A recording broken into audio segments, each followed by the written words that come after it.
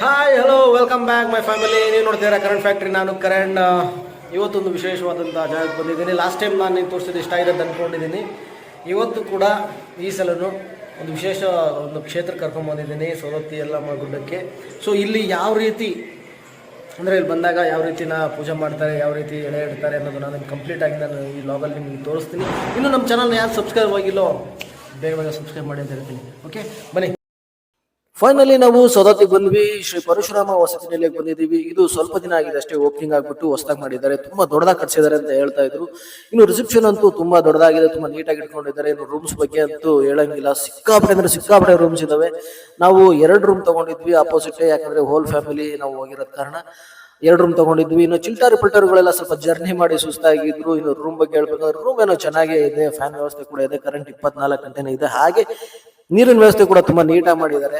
ಸುತ್ತಲಕ್ಕೂ rooms ಇದೆ, ಸಿಕ್ಕಾಪಟ್ಟೆ ರೂಮ್ಸ್ಗಳು ಇದಾವೆ. ತುಂಬಾನೇ ಖುಷಿ ಆಗುತ್ತೆ. ಮೊದಲೆಲ್ಲ ನಾವೇನಾದ್ರೂ ಒಂದು ಟೆಂಟ್ ಹಾಕೊಂಡು ಅಥವಾ ಒಂದು ಶೆಡ್ ಅಲ್ಲೇ ನಾವು ಇರ್ಬೇಕಾಗಿತ್ತು, ಅಲ್ಲೇ ಅಡುಗೆ ಮಾಡಿ ಅಲ್ಲೇ ಮಲ್ಕೋಬೇಕಾಗಿತ್ತು, ಆ ತರ ವ್ಯವಸ್ಥೆ ಇತ್ತು. ಈ ಸಲ ತುಂಬಾನೇ ಚೆನ್ನಾಗಿ ಮಾಡಿದ್ದಾರೆ. ಗಣೇಶ್ ರಾಮ್ ಅಂತ ನಮ್ಮ ಪುಟಾಣಿ ಅಳಿಯ ಯಾವಾಗ್ಲೂ ನಗ್ತಾನೆ ಇರ್ತಾನೆ. ಇನ್ನು ಮಕ್ಳಿಗೆ ಆಟ ಆಡೋಕ್ಕಂತೂ ಜಾಗ ಸಿಕ್ಕಾಪಟ್ಟೆ ಇದೆ, ತುಂಬಾನೇ ಜಾಗ ಇದೆ. ಇಲ್ಲಿ ಮಕ್ಳು ಆರಾಮಾಗಿ ಆಟ ಆಡ್ಬೋದು, ಏನು ತೊಂದರೆ ಇಲ್ಲ. ಇಲ್ಲಿ ನೋಡಿ ಇಷ್ಟೊಂದ್ ಜನ ಹೆಣ್ಮಕ್ಳಿದ್ದಾರೆ.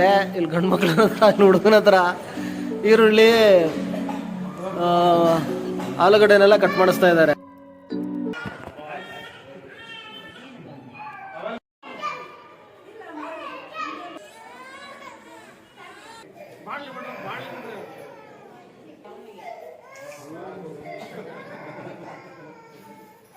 ಒಳ್ಳೆ ಮನಸ್ಸಿಂದ ಬೇಡ್ಕೊಂಡ್ರೆ ಎಲ್ಲದನ್ನು ಕೊಡ್ತಾಳೆ ಅಂತಾರೆ ಈ ತಾಯಿ.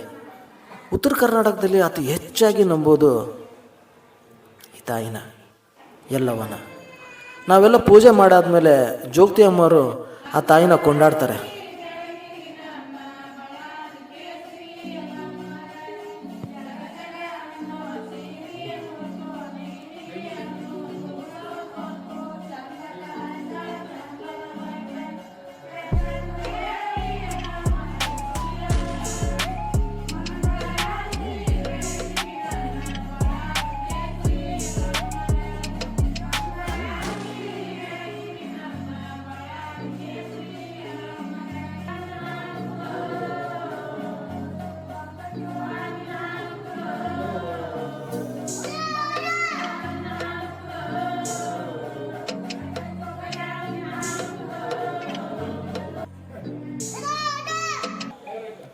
ಈ ರೀತಿ ಕೊಡೋದು ಸವದತ್ತಿಯಲ್ಲಿ ಒಂದು ಸಂಪ್ರದಾಯ ಇದೆ.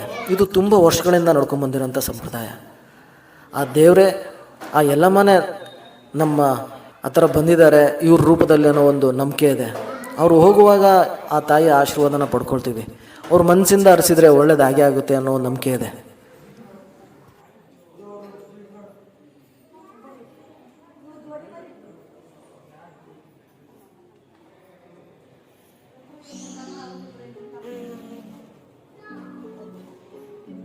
ಜೋಗತಿ ಅಮ್ಮರ ಆಶೀರ್ವಾದ ಪಡ್ಕೊಂಡ ಮೇಲೆ ಒಬ್ಬ ಜೋಗತಿ ಅಮ್ಮನ ಕೇಳಿದೆ ಆಗಿದೆ ಅಂತ ಅನ್ಕೊಂಡಿದ್ದೀನಿ.